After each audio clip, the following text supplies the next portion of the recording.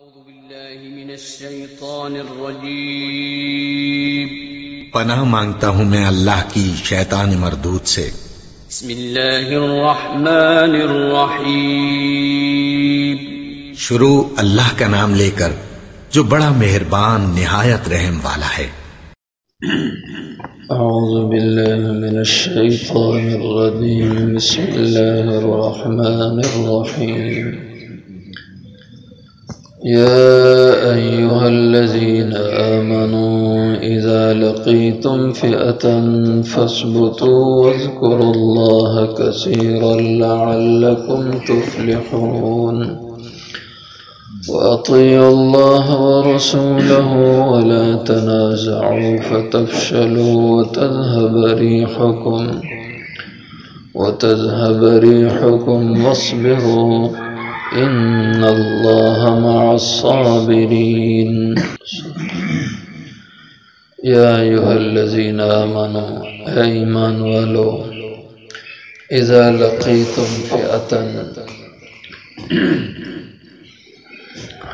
جب تم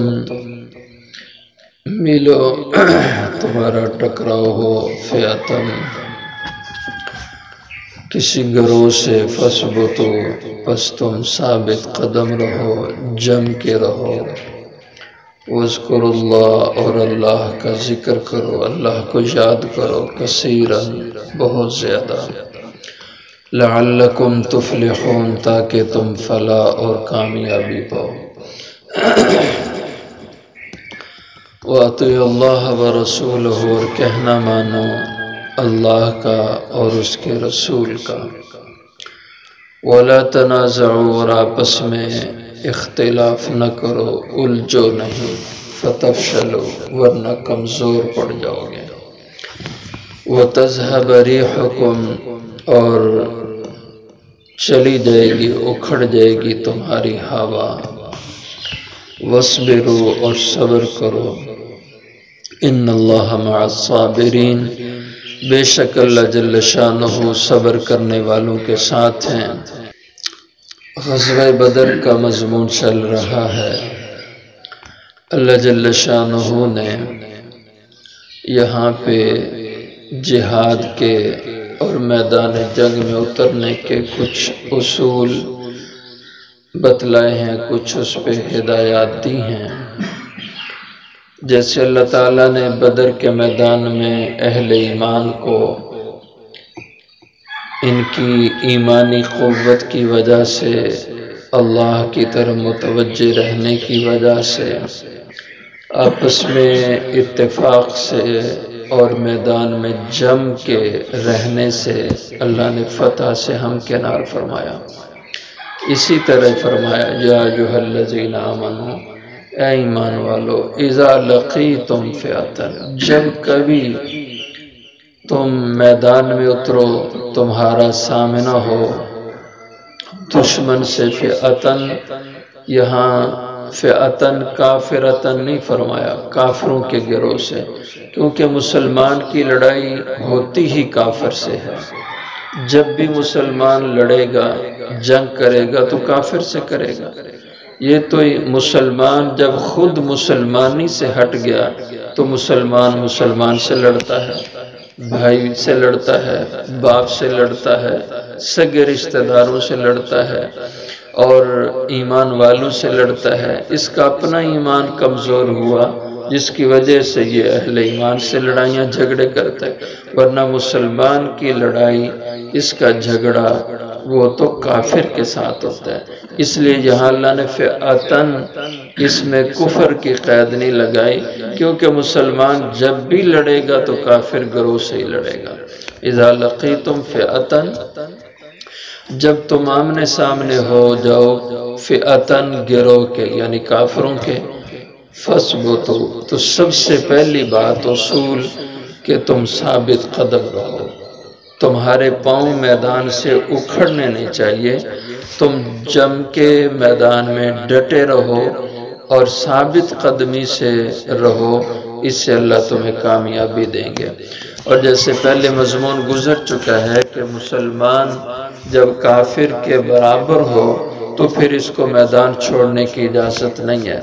میدان سے بھاگے تو یہ گناہگار ہوگا اور یہ کبیرہ گناہ شمار ہوگا۔ اس لیے فرمایا فثبتوا، ثابت قدم رہو، واذکروا اللہ کثیرا، اور عین اس حال میں جو بہت مشکل حال ہے، سختی کا ہے، گھبراہٹ کا ہے۔ ظاہر ہے جنگ ہوتی ہے، دشمن بھی تو آخر اس کے پاس بھی طاقت ہوگی، اس کے پاس بھی اسلحہ ہوگا، تو جب مسلمان دشمن کے مقابلے میں تو گھبراہٹ تو ہوتی ہے، خوف بھی ہوتا ہے، لیکن فرمایا ایسے مشکل حال میں بھی اللہ کو یاد رکھنا، اللہ کی یاد میں رہنا، وَاذْكُرُوا اللَّهَ كَثِيرًا، اور ذکر کرتے رہنا اللہ کا، اللہ کو یاد کرتے رہنا، کثیرا، عین اس حال میں بھی کثرت سے۔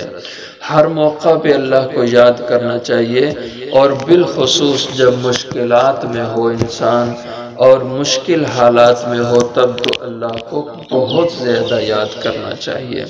لعلکم تفلحون، تاکہ اس کے ذریعے سے تم فلاح اور کامیابی پاؤ۔ وَأَطِیعُوا اللَّهَ وَرَسُولَهُ، اور کہنا مانو اللہ اور اس کے رسول کا۔ ہمیشہ زندگی میں تمہارا اصول ہونا چاہیے کہ اللہ اور اس کے رسول کے تابع رہ کر زندگی گزارو۔ کوئی بھی تمہاری زندگی کا معاملہ ہو، دین ایمان کا معاملہ ہو، عقیدے کا معاملہ ہو، عبادت کا معاملہ ہو، تجارت کا معاملہ ہو، زمینداری کا معاملہ ہو، رشتہ داری کے معاملات ہوں، سب معاملات میں تم نے اللہ اور اس کے رسول کا کہنا ماننا ہے، یہ تمہارا ایمان ہے۔ وَلَا تَنَازَعُوا، اور دشمن کے مقابلے میں جب تم حالت جنگ میں ہو، خصوصاً ایسے موقعوں پر آپس کے اختلاف سے بچو۔ کسی بھی موقع پر اختلافات نہیں کرنے چاہیے۔ اختلاف ہو تو علم کی حد تک ہو، لیکن وہ اختلاف جنگ و جدل کی نوعیت اختیار نہ کرے۔ آج یہ جہالت کی علامت ہے کہ مسلکی اختلافات پہ لوگ لڑائیاں اور جھگڑے کرتے ہیں، یہ نہیں ہونا چاہیے۔ مسلکی اختلاف علم کی حد تک ہونا چاہیے، بس ایک آپ کی رائے ہے، ایک دوسرے کی رائے ہے، ہر ایک دوسرے کی رائے کا احترام کریں، لیکن اس پہ لڑائی اور جھگڑے نہ پیدا کریں۔ لیکن خاص کر جب مسلمان کافروں کے مقابلے میں حالت جنگ میں ہوں تو اس موقع پہ تو بالخصوص وَلَا تَنَازَعُوا، تم آپس میں اختلاف نہ کرو۔ فَتَفْشَلُوا، اگر تم عین میدان جنگ میں کفر کے مقابلے میں حالت جنگ میں ہو اور اس وقت تم اختلاف کرو تو فتفشلوا، پھر تم کمزور پڑ جاؤ گے، تم میں کم ہمتی پیدا ہو جائے گی، بزدل ہو جاؤ گے۔ وتذهب ريحكم، اور تمہاری ہوا اکھڑ جائے گی، تمہاری ہوا چلی جائے گی۔ یہ کنایا ہے کہ تمہارے پاؤں میدان سے اکھڑ جائیں گے، تم شکست کھا جاؤ گے۔ اس لیے ری کے معنی بہت سارے اہل علم نے کیے کہ وَتَذْهَبَ رِيحُكُمْ، تمہاری ہوا نکل جائے گی، تمہاری ہوا چلی جائے گی، اکھڑ جائے گی۔ ہوا سے مراد کیا؟ بعض نے کہا اس سے مراد دلیری ہے، تم میں جو دلیری اور جرأت اور شجاعت کا وصف ہے، اختلاف سے یہ ختم ہو جائے گا۔ بعض نے کہا اس سے مراد طاقت ہے، اور بعض حضرات نے کہا اس سے مراد تیزی ہے۔ میدان میں جو ایک انسان میں پھرتی چستی ہونی چاہیے وہ نہیں رہے گی۔ اور بعض نے اس کے معنی کیے ری کے اقتدار، اقتدار تمہارے ہاتھ سے نکل جائے گا جب تم اختلافات کرو گے۔ اور جیسے ہم نے تاریخ میں دیکھا، مسلمان جب آپس میں الجھے تو ان کی حکومتیں الٹا دی گئیں، ان کے اقتدار ان سے چھین لیے گئے اور دشمنوں کے ہاتھ میں اقتدار دے دیے گئے۔ تو اس لیے فرمایا اختلاف نہ کرو، فتفشلوا، ورنہ کمزور پڑ جاؤ گے، وتذهب ريحكم، اور تمہاری ہوا اکھڑ جائے گی، واصبروا، اور تم ہمیشہ ایسے موقعوں پہ صبر کیا کرو۔ ان اللہ مع الصابرین، بے شک مدد اللہ کی اللہ کی طاقت اور قوت مع الصابرین، وہ ہمیشہ صبر کرنے والوں کے ساتھ ہوتی ہے۔ ایک تو دشمن کے مقابلے میں صبر کرنا ہے، اور ایک ہمیشہ اپنی زندگی کے مشکل حالات میں، ناگوار حالات میں بھی، مصائب میں، شدائد میں بھی تعلیم ہے دین کی کہ تم صبر کیا کرو۔ اس لیے کہ جو آدمی صبر کا دامن تھامے رکھتا ہے تو بے شک اللہ کی مدد پھر ایسے صابرین کے ساتھ ہوتی ہے، اور اس کے ساتھ اللہ صبر پہ بہت سے اجر سے بھی نوازتے ہیں، جیسے قرآن کریم میں ارشاد ہے انما یوفی الصابرون اجرهم بغیر حساب، صبر کرنے والوں کو اللہ ان کے صبر کا اجر بے حساب عطا فرماتے ہیں۔ آخر دعوانا